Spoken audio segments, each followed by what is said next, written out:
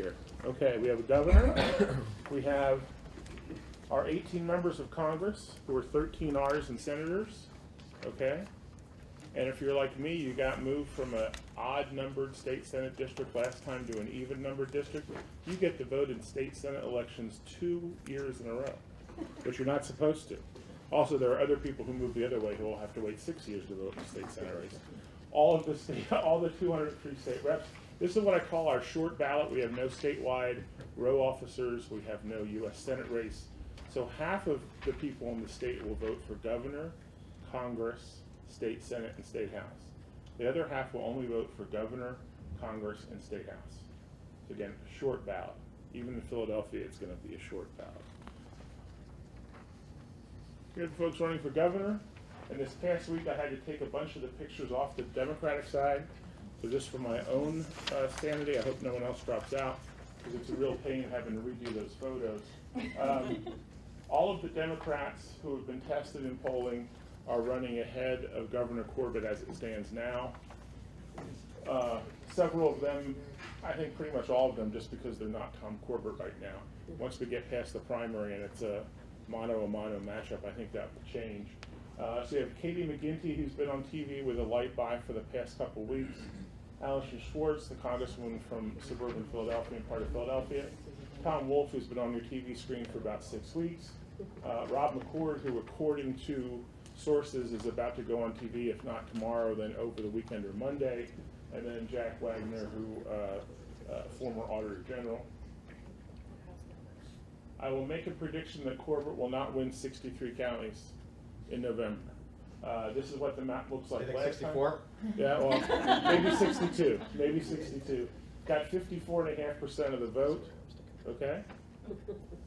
The race for governor this year is unprecedented because it's the first time in modern history where an incumbent governor is not pretty much assured of re-election from the beginning. Now, Dick Thornburg's race in '82 ended up being close, but it wasn't thought of that way.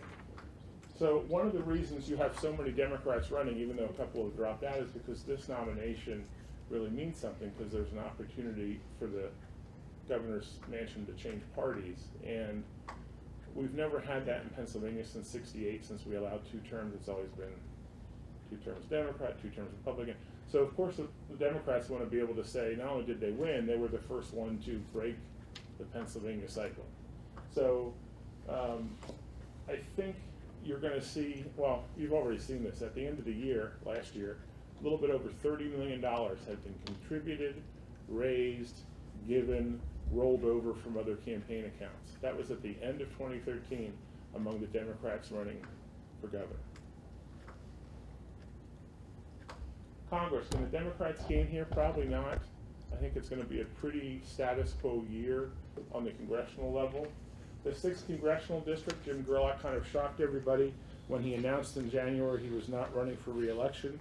That district had been a very tight district, but when they redistricted it in 2012, it got more Republican. So Gerlach squeaked by in 2012 with a 14-point win. The Republicans have settled on Ryan Costello, settled not in a bad way, they've anointed him. He is a Chester County Commissioner. A couple of years ago when Gerlach was running for governor for a brief time, he was running for Congress, the congressional seat for a brief time. The Democrats were nice enough this week, just after I wrote a story for the Pennsylvania Report about the Democratic primary, half a day before we published, one of the Democrats dropped out of the race, which I don't like because I had to rewrite my story. So they have settled again on their 2012 and 2010 nominee, a doctor who had served in the Marines in Iraq by the name of Manon Trivedi, who was one of the nicest guys you will ever meet. He just unfortunately couldn't win that congressional race. Both times he lost by about 14 points. He did raise about $1.4 million. That was running against an incumbent. So he'll raise probably at least that much or more this time. The 2 losers in this are the 2 Democrats running for Congress in the 8th district. Those 2 people on the left, because now the Democrats will not want to spend as much money, if any, in this district when they can spend it all in this district, which is an open seat. So open seats are the ones most likely to change hands. So if you're Shaughnessy Naughton or Kevin Strauss, it hasn't been a good 2014 so far.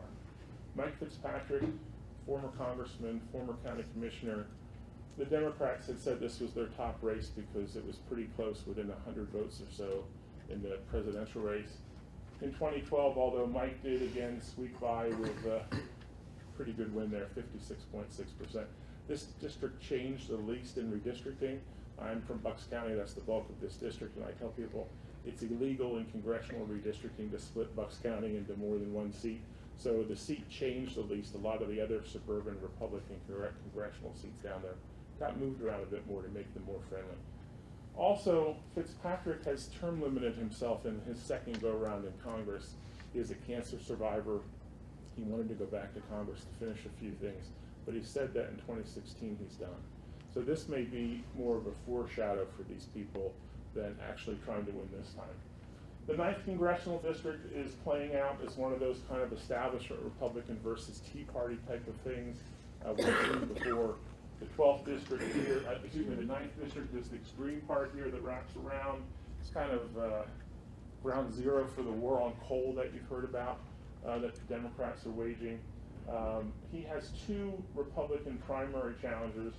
The first one, Travis Schooley, tried to run last time but got knocked off the ballot.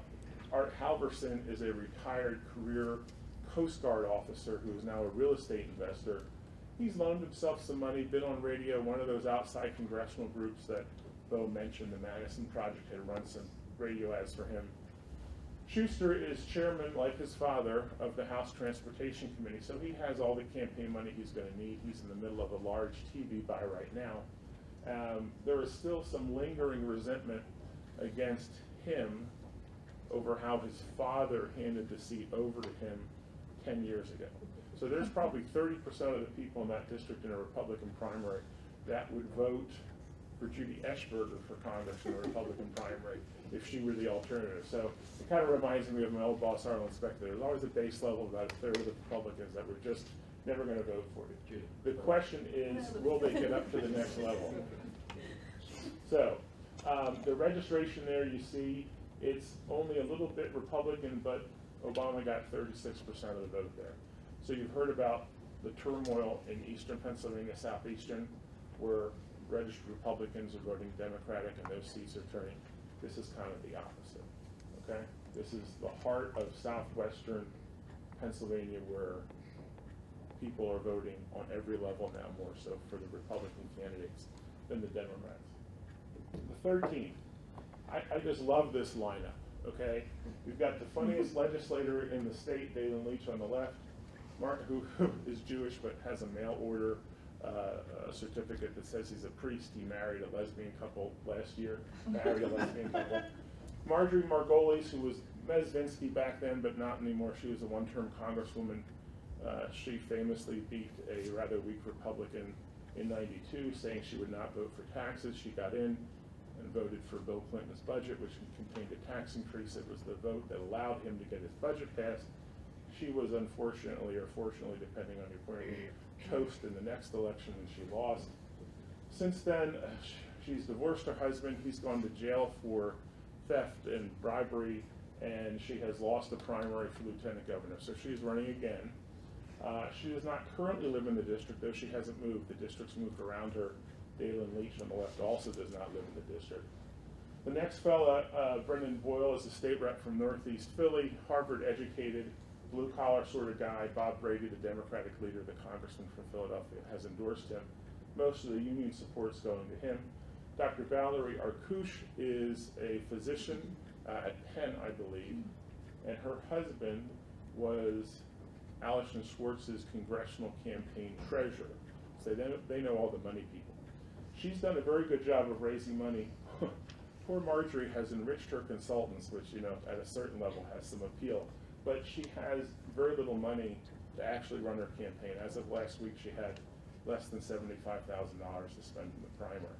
So it's kind of fortuitous that she announced that Bill Clinton, who she's related to by marriage now, one of her kids married, Chelsea Clinton, is coming into campaign and do a fundraiser for her. So this seat, the way it's been redistributed, it's going to be a Democratic seat. It's going to stay that way. You can make a plausible case for any of the 4 Democrats to win. To me, the easiest case to make for them is for Brendan Boyle. He is the least liberal of the four and the only one from the city. I like to say that in contested primaries, it's good to be the one of something. So he is the only guy in the city. The city has a little bit less than half the overall vote, but a little bit more than half of the Democratic primary vote. And that'll be how this district is figured out. Congressional Roundup. Charlie Dent from the Lehigh Valley and Hershey. Congressman Murphy from suburban Pittsburgh and Mike Doyle from Pittsburgh. They are, the first two have no opponents. Doyle only has a low-level opponent in the primary. So these guys are going to be in Congress again. Then we go to the legislature. We finally have our new districts. This is the Dave Patty patented age plus service. They put a head up on who we think might be retiring soon. So we go across here. Stu Greenleaf in the 12th district was first elected in 1978. 36 years of Senate service, 2 of House. He's 75 years old. That gives him an age plus service score of 113. As much as we at the PBC would like him to be retiring, he is not. Bob Robbins, who is number 2 on the list, and Rich Kasunik, number 3, is, okay? So, open state Senate seats. This district, the one that has the map there, is the district, the 26th, which is mostly Delaware County, a little bit of Chester. This is the Ted Erickson seat, for those of you that keep track of that sort of stuff. The seat just to the east is the seat of the Senate Republican leader, Dominic Pileggi, who has a special interest in this race. The Democratic candidate is the head of the plumbers union down in that part of the world. Tom McGarrigle is a county councilor. Delaware County is one of our home rule counties. They don't have commissioners. They have 5 council members. So this race is going to be very expensive because it's Philadelphia TV. And if you look at the bottom, you see it's 49% Republican, 35% Democrat. But unlike the South, this is the other side of the coin to the southwestern PA districts. This one does not vote as Republican, unfortunately, as its registration. So this, to me, will be the most contested district, state senate in the state, and the most expensive. We have a new seat. The 40th district got moved from Allegheny County to Monroe and Northampton. Monroe County had been split up into a million different pieces on the state senate and state house side.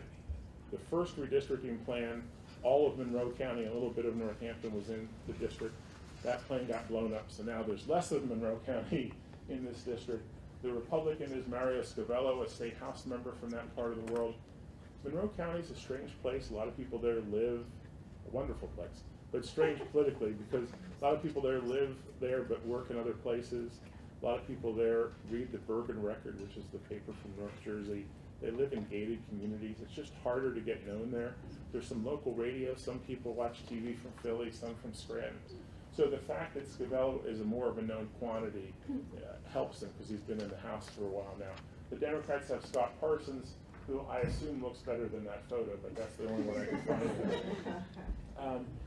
About 3/4 of Scavello's House seat is in the Senate seat, so that gives them a little bit of a leg up.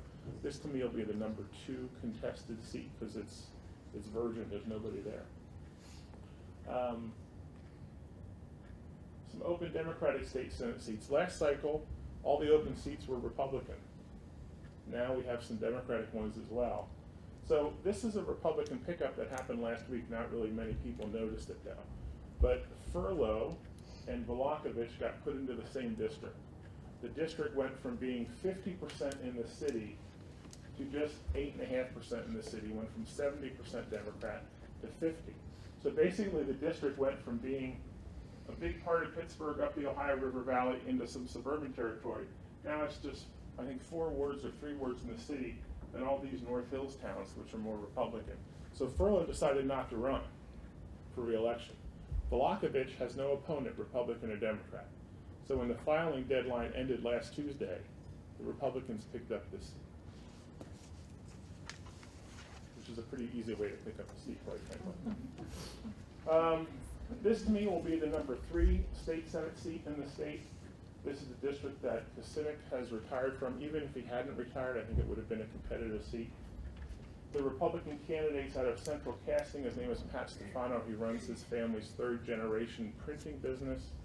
His daughter is the reigning Miss Bituminous Coal Queen of Pennsylvania, which very important. Here's a great story for you. There are only 2 pageant winners that have a guaranteed slot to address the legislature: Miss Pennsylvania and Miss Bituminous Coal Queen.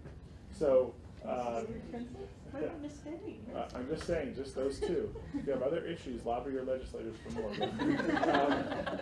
Chris, who will be doing the pledge of the flag at the PAC dinner? His daughter will be doing the Pledge of Allegiance, so it's yet another reason to come to the PAC dinner on April 29th, especially the beginning. We'll do anything to build name ideas. Exactly. It's not Miss Coal Queen, it's Miss Bituminous Coal Queen, because of course Northeast Pennsylvania has a different type of coal. This district is all of Fayette, all of Somerset, and then 2 little horns, as I call them, that go into Westmoreland. There's about 6 towns.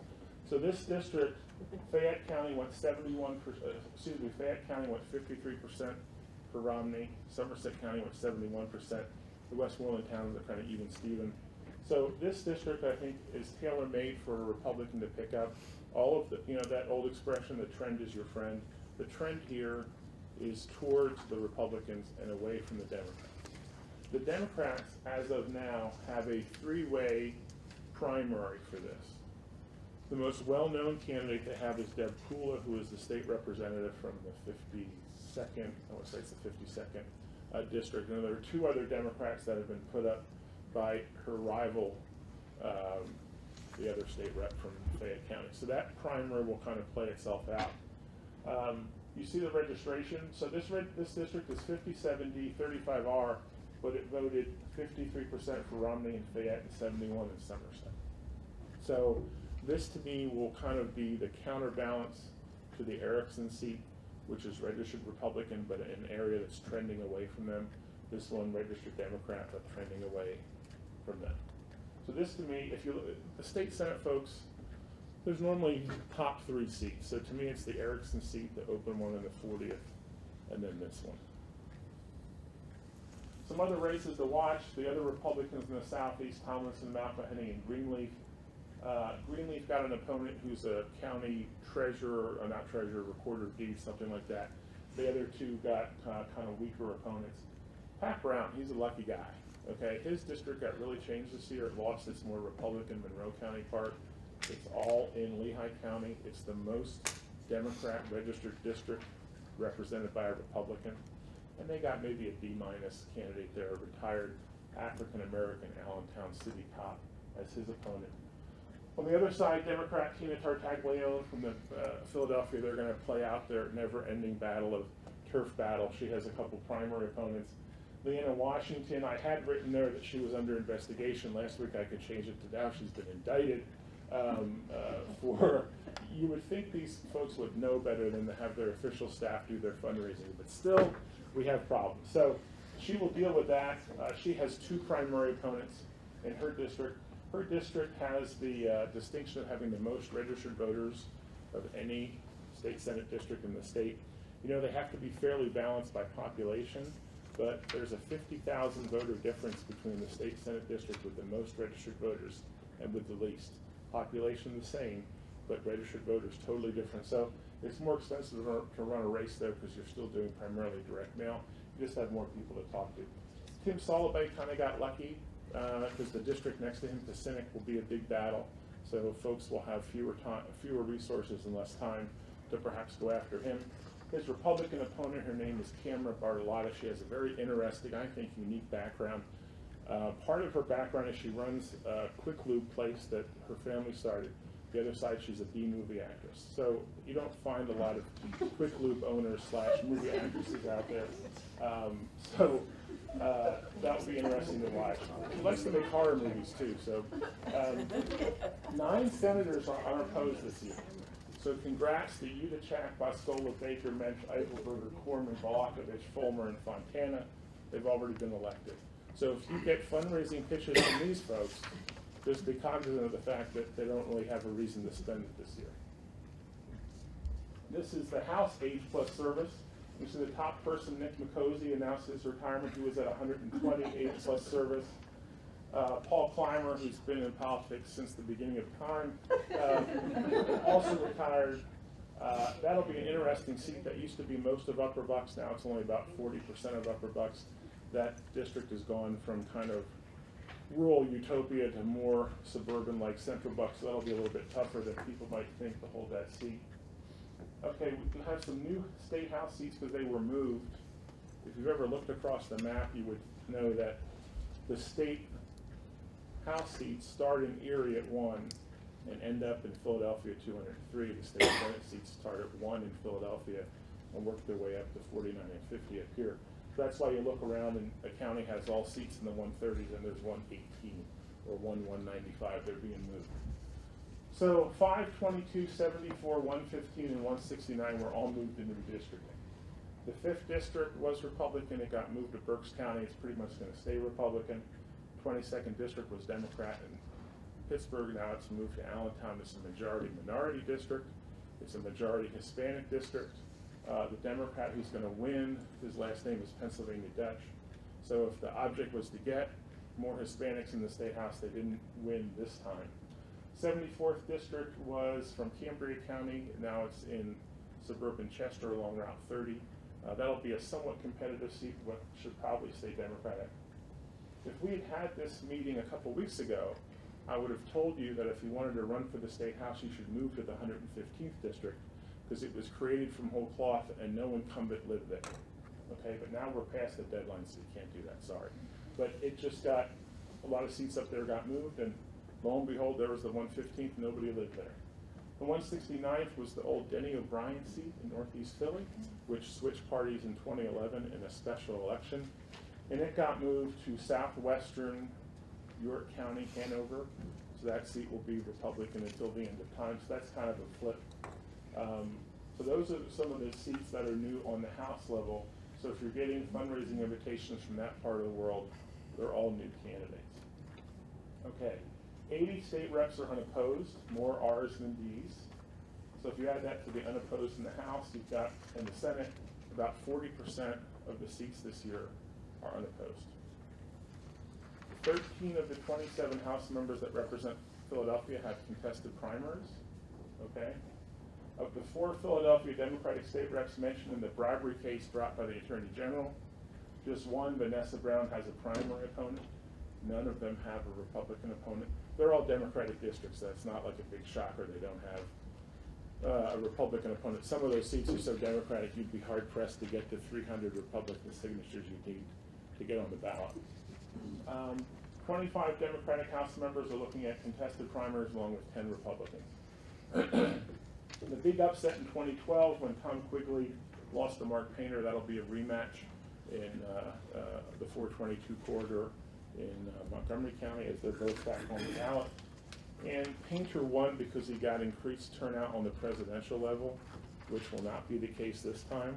So it may be one of the few seats where right now going into it, the incumbent is probably not favored. Just looking at the demographics, you have to see how the race goes on, obviously.